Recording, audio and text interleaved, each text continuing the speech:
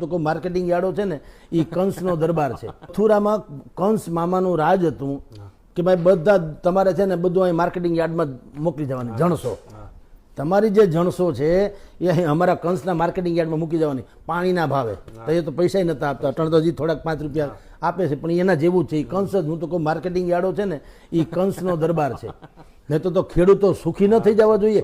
જણસો પેદા કરે, માંડવી, કપાસ ઇત્યાદિ, મગ, અડદ, તલ, અને જેણે ખેતર નથી જોયું એ લોકોની પાસે એની પેઢીઓ એ કરોડો રૂપિયામાં રમે. જે પેદા કરે એ ભૂખે મરે.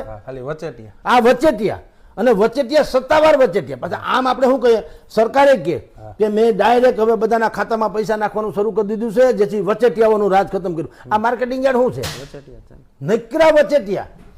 કોઈએ ખેતરનો હેઢો ભાળ્યો નથી, કોઈએ એક સાહ પૂર્યો નથી, કોઈએ પાણી વાળ્યું નથી, પાણી જ કરી નથી, પાથરા ભેગા કર્યા નથી, ગુંદવા એટલે ઈ કર્યા નથી, ખડ નિંદામણ કર્યું નથી, કાંઈ કર્યું નથી. આ બેઠા બેઠા ફલાણા એની કંપની અને મારા કરોડો રૂપિયામાં રમે.